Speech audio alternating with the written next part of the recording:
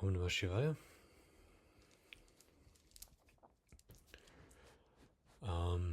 So before I start today, I just wanted to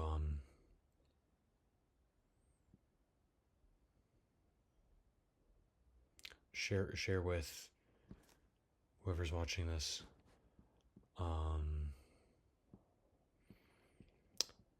one of the mantras I did before clicking record, which is Om Aim Saraswati Namaha. Om Aim Saraswati Namaha. So this is the mantra. Let me just check that that's correct.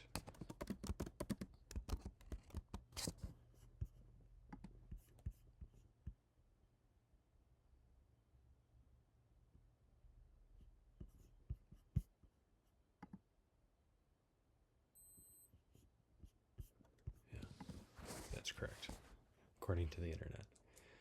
I have a book where it's written down, but I was just doing it off the top of my head, and I wanted to be giving the accurate information.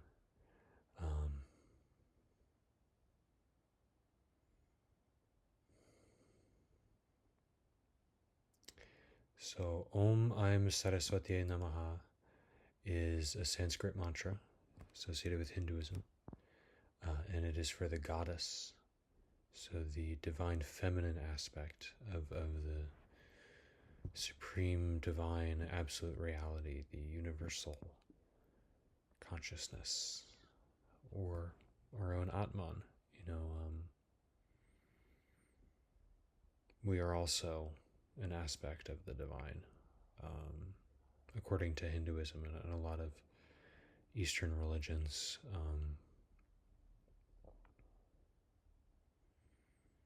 We have this thing called the Atman. So there's Daniel, me, which is my ego. And inside Daniel, there's a jiva. This is according to Hinduism. There's a jiva, which is an individual soul. And once that individual soul has realized its highest level of realization, it will know itself as this thing in Sanskrit called the Atman. And the Atman is your supreme soul. It is non-different than what in the Abrahamic religions we often refer to as God. God is the supreme consciousness. It is the creator of the universe. And the Atman, the highest level of realization that myself can attain, is, according to Hinduism, non-different. They have this term called Brahman, which is the absolute reality. So that's total knowledge, total bliss, total truth, and total reality. Nothing is missing from it. That's why it's absolute. It's comprehensive.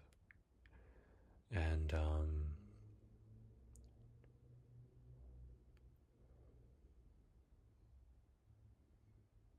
the God and Brahman, my understanding is they're not too terribly different. The absolute reality is the absolute reality. And God and the Atman are not too terribly different.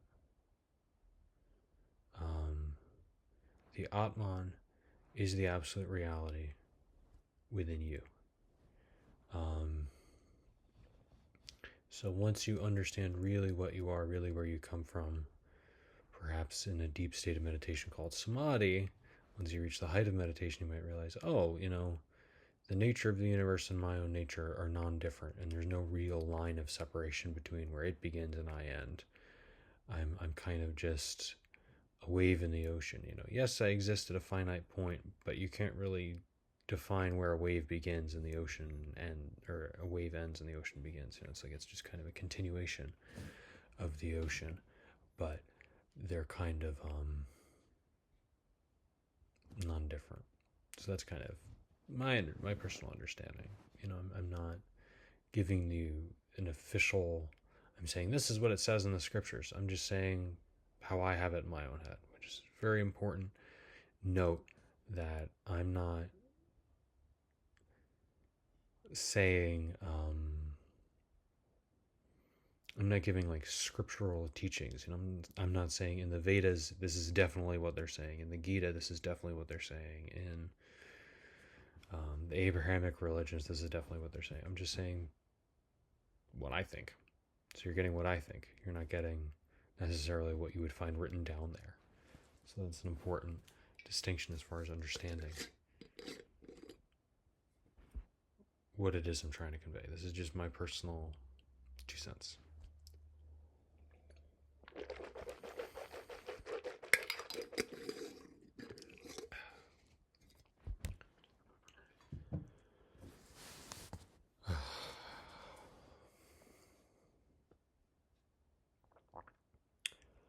So the reason I was saying all of this is because I wanted to share with you before I started this video. I repeated the mantra 7 times, Om Ayam Saraswati Namaha, which is the feminine aspect of the divine supreme consciousness, the absolute reality, which could also be, depending on how you look at it, an aspect of you, since you are also part of the absolute reality. You're a wave in the ocean. It's hard to say where you end and it begins. You're just an extension of it, but you're not necessarily different from it. Maya, the veil of forgetfulness, avidya, means that you don't presently in human form perceive yourself that way. But that doesn't necessarily make it not so. It just means when you're out and about, you don't necessarily see it as a human. But in ways of existing beyond the human form, so let's say in death or in deep sleep, can be a little, your sense of where you're at can be a little different.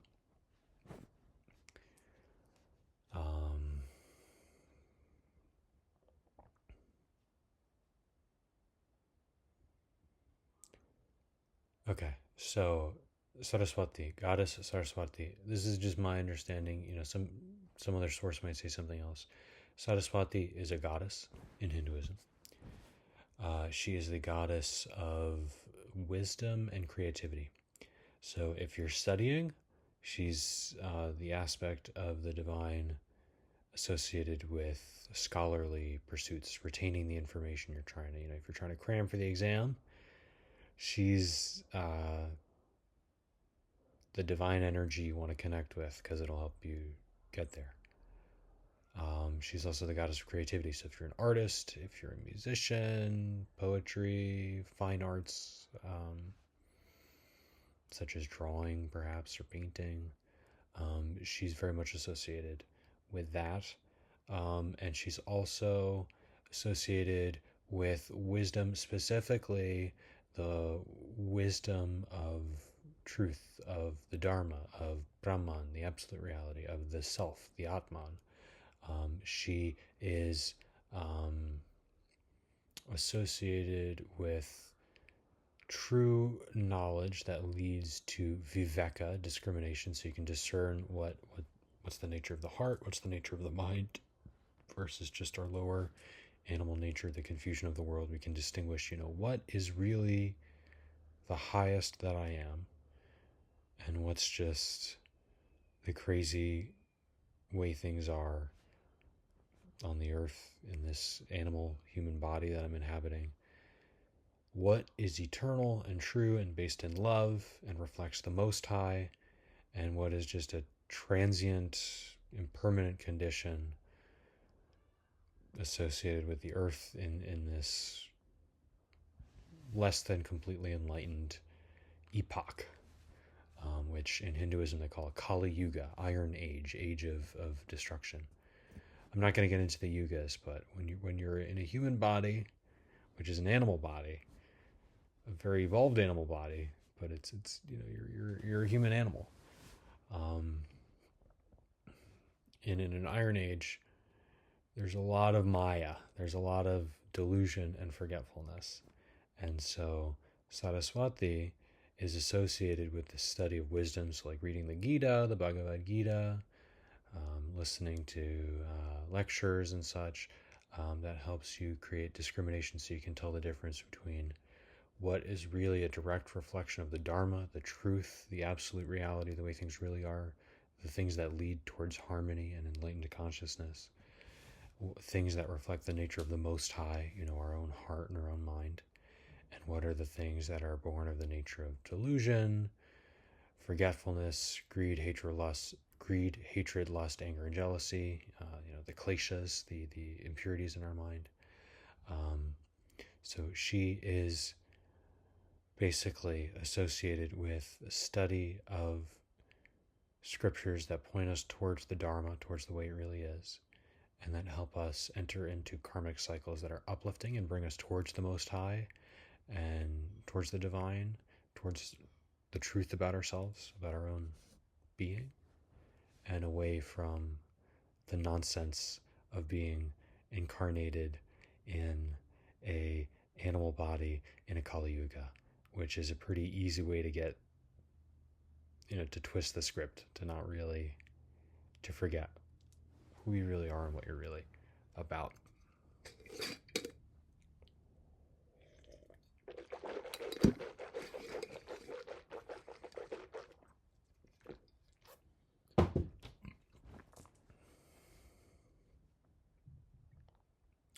And most importantly, she is associated with one-pointedness of mind. That's my understanding. Saraswati is associated with a collected, absorbed, focused mind, a mind that isn't perturbed and disturbed by like a monkey mind, constant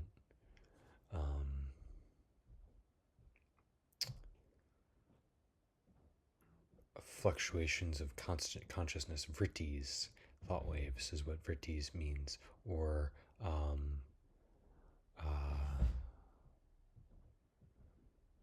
content. There's so much programming in our head that's just constantly arising and popping up to the surface, all these representations. And she represents one-pointedness, so like a lake that is settled. The waters are settled and the water is totally clear in this lake, and the water is pure, and so you can see to the bottom, and you can see the bottom of the lake, the source of the lake, where the water on the surface came from. You can see the water at the bottom of the lake because the water is pure and it's clear. So she's associated with a one-pointed mind, which is collected and focused and concentrated, not meaning like forcing, intense awareness. Concentrated meaning very absorbed, very collected, very potent.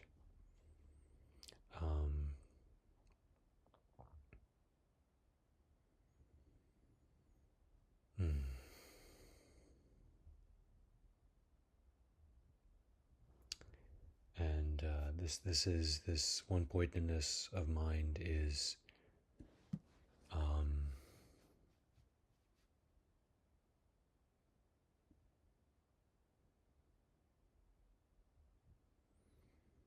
what we're aiming for in meditation. And once you can establish yourself in holding effortlessly a steady flow of single-pointed concentration, that's when you're then eligible for samadhi, the higher or deeper states of meditation, the superconscious states of meditation. That's what I've been studying. Seems to tell me, that's my impression of what I've been learning about. I haven't really reached samadhi yet, but that seems to be where you want to head towards. You want to cultivate this one-pointedness, this single-pointedness of mind, where your mind is very even and collected and fluid, without darting about, without being disturbed by constant fluttering thought waves. And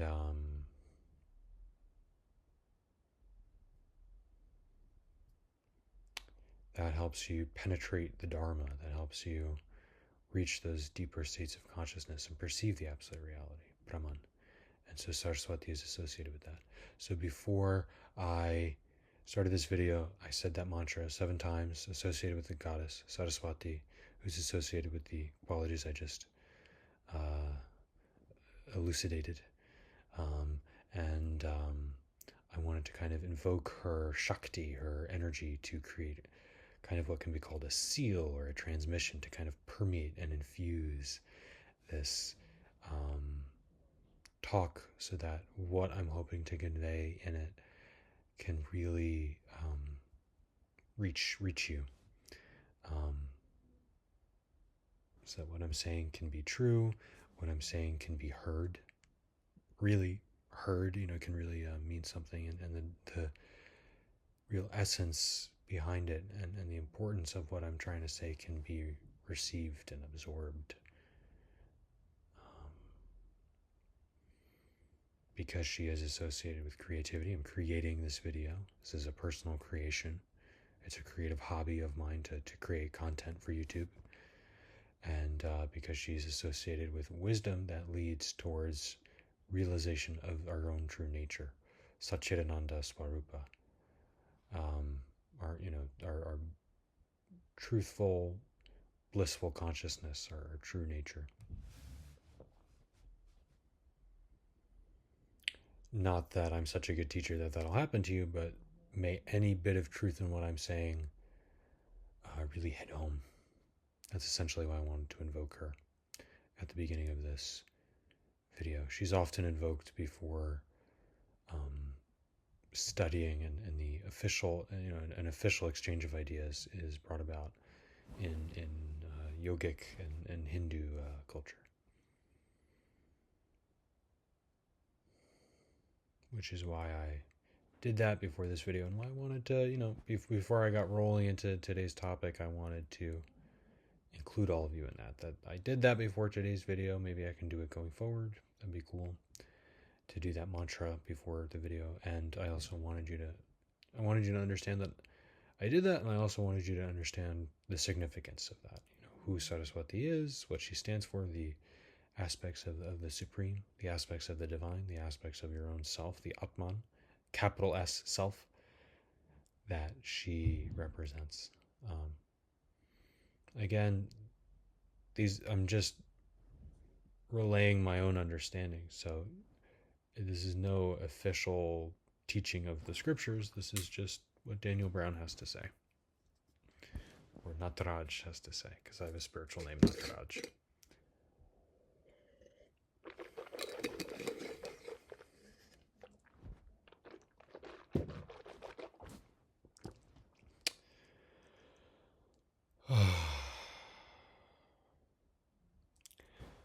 So I love this book, Peaceful Mind, Compassionate Heart, by Ken Rinpoche Lobsang Tetsan.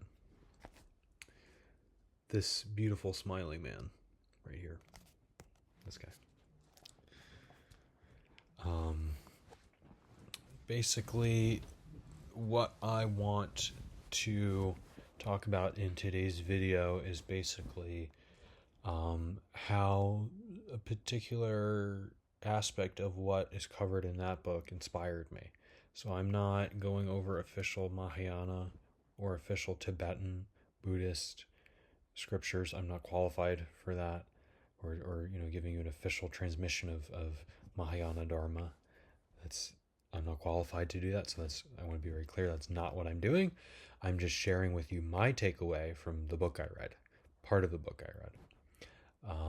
So my understanding of what he's talking about in here, because he covers a lot of topics and a lot of explanations of these topics, but one of the topics was compassion, and a few of the points he brought up I'll get into in this talk, but I want to cover my response to the information that I was exposed to in that book and had the reaction of being inspired by it personally.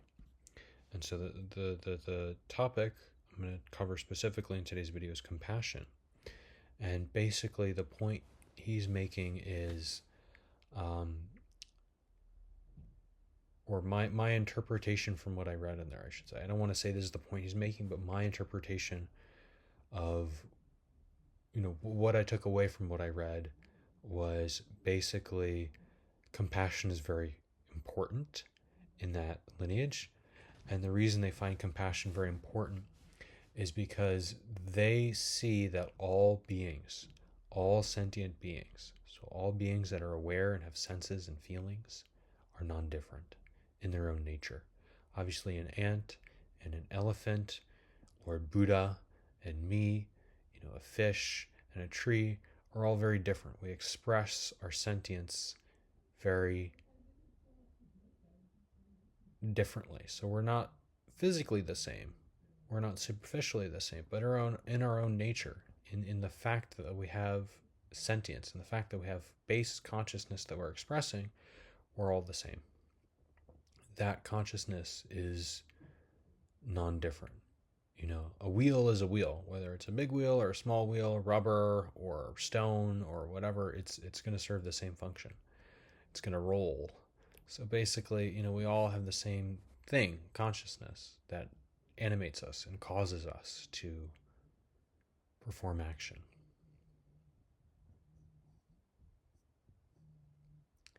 And basically what I took away from what I read is it's saying all beings are non-different. All beings have the same nature, and that nature is we want to be happy and we don't want to be unhappy. So we seek happiness and we seek to separate from non-happiness. And you can see this expressed in all beings. You see a plant and it might be growing like a vine on a wall, and there might be a fence that blocks the sunlight partially, and so you'll see that vine kind of growing towards the part of the wall where the sunlight hits the wall, and it won't grow towards the part of the wall that the fence obscures the sunlight and is in the shade. It'll grow towards its source of nourishment, because plants through photosynthesis consume sunlight. So it'll grow towards its sunlight and away from the shady portion of the wall created by the superimposition of the fence against the sunlight. It'll grow towards the sun and away from the part of the wall that is perpetually in shade. And you'll see this in animals. They'll go towards food and go away from predators. You'll see this in humans. We'll love going to sleep and hate going to work. We'll love our family and friends and strangers and people who say mean things to us. We'll try to spend less time with them. Basically what they're saying is all beings have the same nature. We like to go towards the things that make us feel good and increase our chances of survival, and the things that are frustrating and threatening and require us to endure discomfort and hardship, we seek to avoid them. And so they're saying we all have this nature, and yet we live in a realm of karma. So cause and effect. The seed you plant is what will grow. If you plant a lemon seed, a lemon tree is going to grow. If you plant an apple seed, an apple tree is going to grow. So if you plant a lemon seed, if you do something sour and you want something sweet, you're going to get something sour, and you go, oh, why did that happen? If you do something dishonest, you do something harmful, seeking something pleasant and truthful and harmonious and very pleasant, you're not going to get that. That's basically what karma is saying. My understanding of karma. If you do something sour and you want something sweet, it's not going to happen. You do something sweet and you want something sour, it's not going to happen. What you plant is what's going to grow and what's going to bear fruit. So basically, all beings want the same thing. All beings don't want the same things. We all want happiness. We all don't want suffering.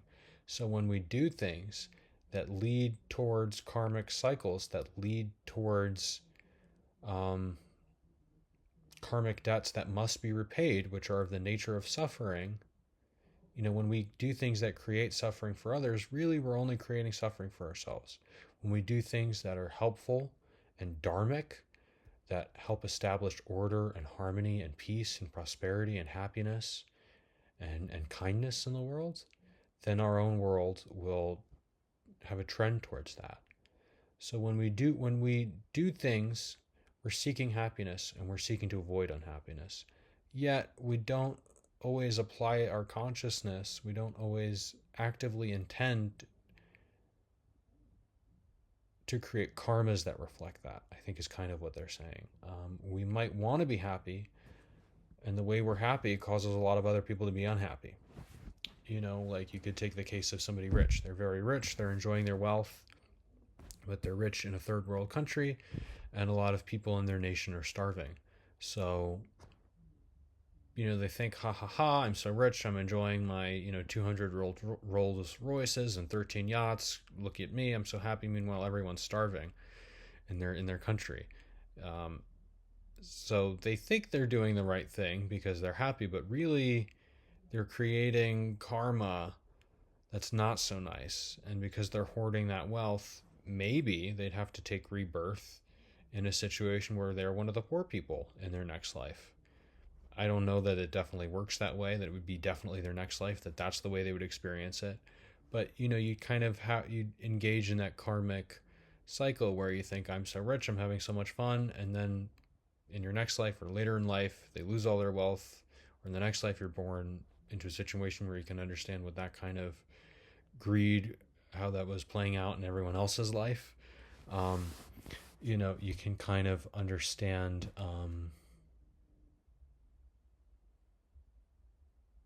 what you were doing, what it was really causing to the collective. In this book, this one, Peaceful Mind, Compassionate Heart by Ken Rinpoche Lobsang Tetsen.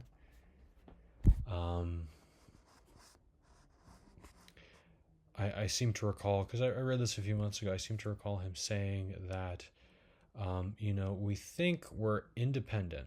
We think we're not connected to everything else. And so everything we do has no consequence on others and is not interconnected with everything else. And yet the truth is, the Dharma is, we are interdependent, we are interconnected. And so everything we do affects everything else. And that has karma. So what we do, the way we do it, the effect that has on others is our karma. That's what we're going to be revisited by later down the road. And so, we can be doing things that we think are a lot of fun. Ha ha ha, look at me, I won that argument, I really proved my point. You just created another argument down the road. Now you're going to have to experience, getting in another fight. Is basically, I'm not saying karma definitely works this way, but that's kind of the philosophy, is what you're doing is going to revisit you later on. So what you really want to be doing is you want to be creating merit for yourself. You want to be doing things that are from a spirit of support, from a spirit of contribution, from a spirit of offering. Not necessarily material resources, that's fine, but really offering your time, really offering your initiative, really offering your availability, your attention, your consideration, your participation. You can volunteer, you can support someone's effort, you can join in on an activity that's beneficial. Doing good works is very important, because then that karma will revisit you and it will uplift you. And so that's karma. That is, what you're doing is going to revisit you. And so when you think, I can do whatever I want, I can just make myself happy, whatever you did to make yourself happy is going to revisit you. So if what you did that made you happy made others happy, then something that is going to happen to you later down the road that leaves you feeling how it affected everyone else, how it made others feel. And if you did something that made you happy that made everyone else unhappy, you said you were gonna buy the birthday cake for your grandma's 90th birthday, and then instead of picking up the cake, you went out to a bar and drank beers all day, and you went, ha ha ha, I'm having so much fun. Well, when it's your 90th birthday, no one's going to get a cake, and you're going to go, oh, boo-hoo, I'm 90 and I don't even get a cake. Theoretically, I don't know that karma would actually work in that specific function, but that's kind of the idea. You think I'm doing things, I'm having fun, but it's at the expense of everyone else. And so later down the road, you're going to be made to feel how they were made to feel by your actions that were expressing your own perception of, your own so-called enjoyment. So basically what they're saying is all beings are the same. We all want to be happy. And we don't want to be unhappy. And when you think you're independent and everything you do affects no one else, then you're unknowingly creating very mixed, perilous karma for yourself. Meanwhile, when you appreciate that everything that you do is interconnected to everyone else and does affect everyone else, and karma very much is at play, then you understand the things that I enjoy should be things that support others, that help everyone, wholesome activities that are helpful to people, so that the things that I do when I'm repaid for what I did will cause me to be uplifted, will not cause me to suffer, will allow for me to be happy, and will help me reach the ultimate point of our life and of our lives, if you believe in the cycle of rebirth, which is to attain enlightenment, which is to reach such a level of understanding from all the experiences we've accumulated in all our lives that we can really understand the Dharma. We can really understand experientially, fully, and thus have total and absolute realization of the truth, the way things really are, the absolute reality, the Dharma, the way, the governing principles of the universe.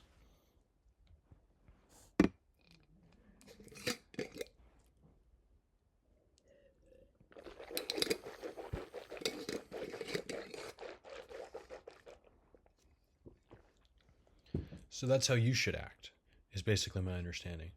You don't have to act anyway, but when you understand that karma is real and that's how it works, you understand doing things that make me happy is fine, but it's really best when they make others happy. And even if they don't make me super happy, I should still do things that help other people, because how what I do makes others feel, because we're all interconnected, is what I will be repaid with. How I made others feel is how I will be made to feel later in this life, in a future life, whatever. So if I'm some kind of mob loan shark and I go around breaking people's legs in this lifetime, then for a lot of future lifetimes, I'm going to have a lot of broken limbs. I'm going to go, oh, why do I have a broken arm? It's like, well, that's because you were going around breaking people's arms for a living. There's a lot of broken arms he did. And you thought, well, I'm a loan shark. This is my job. Well, now you have loan shark karma for your next, 27 births or whatever it is. So basically, the idea is all beings express the desire. We all have the same nature. We all express the innate desire to be happy and to be free from suffering. But because of our own ignorance as to the relevance of karma in our actions and the types of experiences that find their way to us because of the types of actions we performed in the past, we don't understand that what we're doing in the pursuit of making ourselves happy, we perceive that this will make me happy, so we do it. We don't understand that that may actually be creating suffering for us in the future, because while it made us happy in that moment, it made others unhappy. It was not very helpful to everyone. And in so doing, we actually created the seeds of suffering in the form of karma that will visit us in the future, whether it's later down the line in this life or in future lives. So basically, my point is that's karma. And what I really liked about the teachings that I encountered, the takeaway I took from what I read in this book, is about compassion, which is basically, if you have that understanding of karma and the basic nature of all beings, then you can look at other people. They say there are 3 types of beings. People we love, so that could be myself. A lot of people love themselves. Even if we hate ourselves, we still love ourselves. We still love ourselves enough to carry around our list of grievances that we have with ourselves. Somebody I'm ambivalent towards, if they have a bunch of things wrong with them, I'll just go, yeah, the guy has a bunch of weird things, not really think about him too much. But because I care so much about myself, I think about, oh, I look like this, if I could be born with a different nose, I'd have a different nose. I wish in the 7th grade I didn't muck up my, fail my English test or whatever. It's like we have all these grievances with ourselves. We love ourselves enough to see our faults, or we just love ourselves and we think we're the best, and we're very caring towards ourselves. There are also others we care about, our moms, our dads, our past or present best friends. They're people we love. So there are friends. And then there are neutral beings. There are people we walk down the street towards, or a bird flying in the sky, and we don't really feel particularly one way or the other about it. It's just, yeah, the bird is a bird in the sky and it's flying. I wish it the best.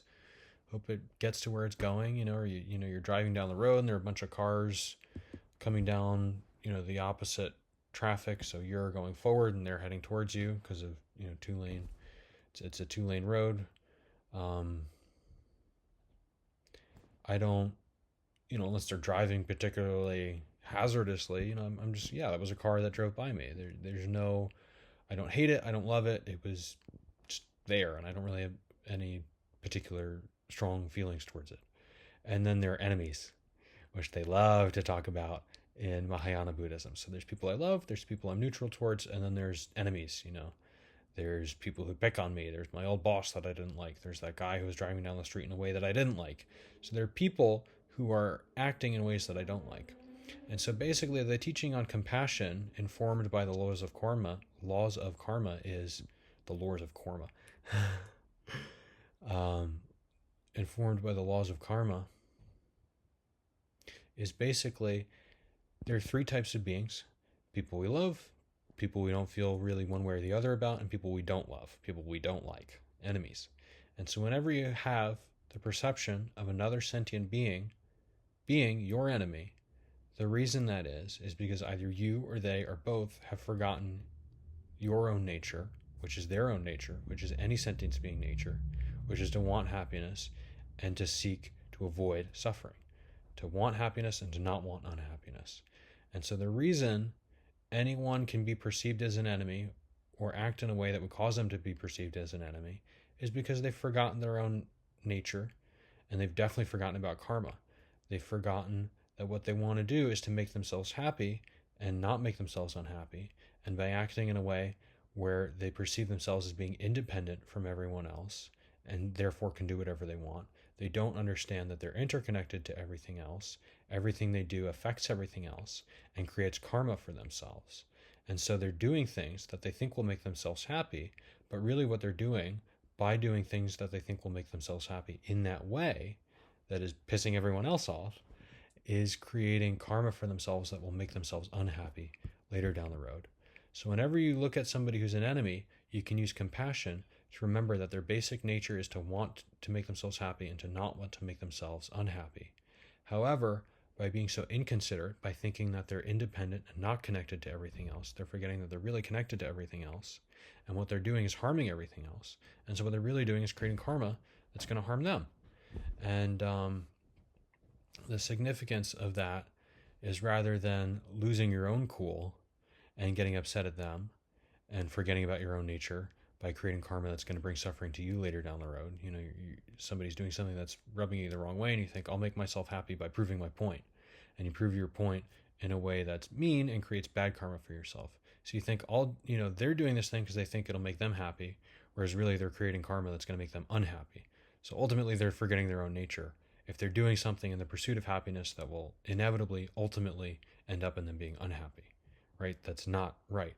So then for you to respond in a way to them not understanding their own nature, for you to respond to them in a way that forgets your own nature, where you think, I'll make myself happy by proving my point and pointing out what a, this and that they are, that, this, that, and the other, whatever your choice of words is that you have for them. When you deliver that to them, you think, I'll make myself happy. But really what you're doing is engaging in the exact same dynamic that they're engaging in. You're forgetting your own nature, and you're seeking happiness in ways that can ultimately only bring you unhappiness because of karma. You're forgetting karma, you're forgetting that you're interconnected with everything, and you're expressing your nature but ignorantly. You're seeking happiness but forgetting that because you're interconnected to everything else and what you're doing is bringing unhappiness to others, ultimately unhappiness will be brought to you as a result of the action you're performing currently, which you're performing with the intention to bring happiness. So you're doing something to be happy, but it's creating karma that ultimately can make you nothing but unhappy, right? Because if you plant a lemon seed is going to grow. If you plant an apple tree is going to grow. If you plant a lemon seed, an apple tree. Lemon seed grows into a lemon tree. Apple seed grows into a apple tree. Amazing.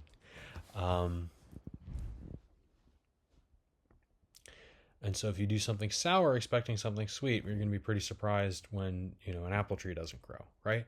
So basically, the idea is you can use compassion to avoid creating bad karma for yourself. You can look at your enemy, your perceived enemy, and go, they're just like me. They can only be doing things as a sentient being for one reason, because they either want to be happy or avoid suffering. So why are they doing things that karmically will bring them definite suffering? That makes no sense.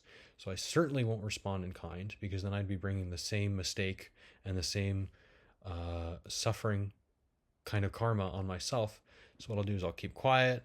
I'll be respectful. I'll be patient. I'll give them the benefit of the doubt. Did he really mean that? Was he really looking at me that way? Did they really not notice that that was a red light? Whatever it is, you give them the benefit of the doubt, so you can save yourself the karmic repercussions of winning that argument, which ultimately just creates karma that leads to suffering. So what did you win? And then what you can do is you can remain calm. The tool you use to remain calm is compassion. And for me, compassion is not being empathetic as much as it's just looking at karma plainly as it is and going, do they know what they're really doing? I don't think so. This is very unfortunate for them. You look at somebody being rude to everyone, acting in a very inconsiderate way. They're being inconsiderate because they're considering their own happiness. However, they don't appreciate that by considering their own happiness without consideration for the happiness of others, by seeking happiness at the expense of others, they're creating karma for themselves because they're part of the collective. They're creating karma for themselves that will create suffering. So you look at another sentient being whose nature is to want happiness and avoid suffering, and you look at them doing the exact opposite. They're creating karma that leads to suffering. So whether they're avoiding suffering or seeking happiness, whatever they're doing is leading towards the opposite of, as a sentient being, leading towards the opposite of their stated goal, which as a sentient being is to seek happiness and avoid unhappiness. So basically, you can look at somebody doing whatever they're doing and you go, they can only be doing that thing that makes me label them as an enemy in my mind for one of two reasons. They're doing it because they think it will alleviate their suffering, which it isn't. It's only causing them further suffering. Or because they think it'll make them happy, which it isn't doing, because it can only make them suffer because of the kinds of karma, those types of actions, the quality of those actions, the types of karma that's creating. It's creating suffering karma. So you look at them and you go, that's so sad. This poor sentient being. Why would I label them as an enemy? I should label them as, somebody who's very confused.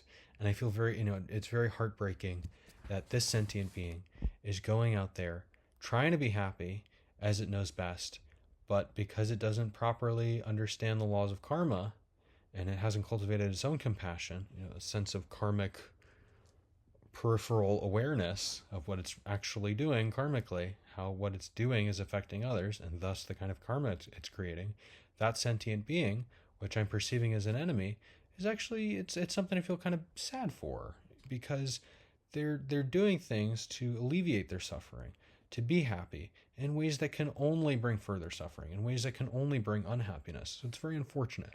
So rather than responding in kind in ways that lower your own kinds of karma and bring you more suffering, rather than repeating their mistake too, looking at them for whatever reason creating bad karma for themselves and going, ooh, let me do that exact same thing myself too, you can avoid that response and remain collected and calm and patient and give them the benefit of the doubt. And you can initiate maintaining that equanimity for yourself, avoiding bad karma.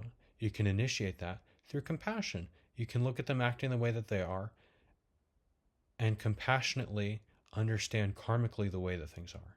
Through compassion, you can look at the situation from a karmic lens and go, this is very unfortunate. This is very unfortunate because they're a sentient being.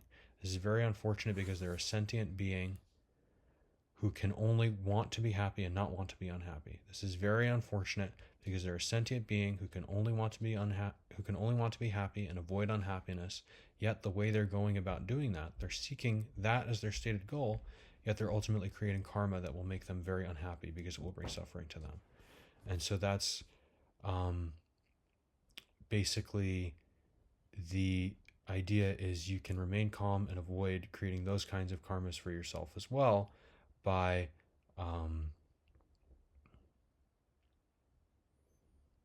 using compassion and a karmic view to